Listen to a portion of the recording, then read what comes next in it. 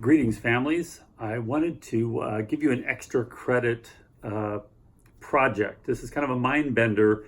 It's going to overlap science and economics and all kinds of things. So here's the problem I want to give you. Many of you may know the answer to this. Some of you may not. I want to know how far it is from planet Earth to the sun. What is that distance? If you know it, you've probably already said it out loud. If you don't know it, I'm about to tell you. It's 93 million miles. Now, how far is 93 million miles? Well, let me say it this way. If you got into a space capsule or a car or something, if you could go all the way from Earth to the sun traveling at 100 miles an hour, that would be speeding. 100 miles an hour. To get to the sun, it would take you 106 years. That's a long time. That's a long ways. Now, here's where the economics come into play. If you take a dollar bill is about that long, 6 inches. Do you realize how many dollar bills it would take to get from here all the way to the sun if you just lined them all up?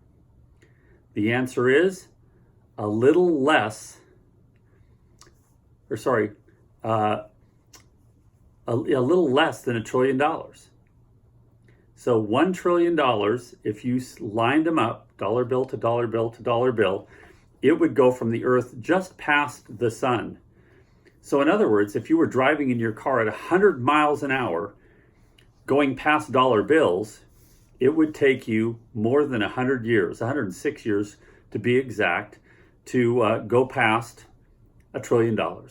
Well, back in 2002, George W. Bush was attempting to get the debt in America to be able to go above what it currently was, and it was only authorized up to $3 trillion. And he wanted to get another $750 billion because we were fighting the Gulf War. So he was pleading with Congress to add that much to the United States debt. Well, that means that from the time George Washington and our founding fathers signed off on the Constitution till 2000, the year 2000, we had gone into $3 trillion worth of debt.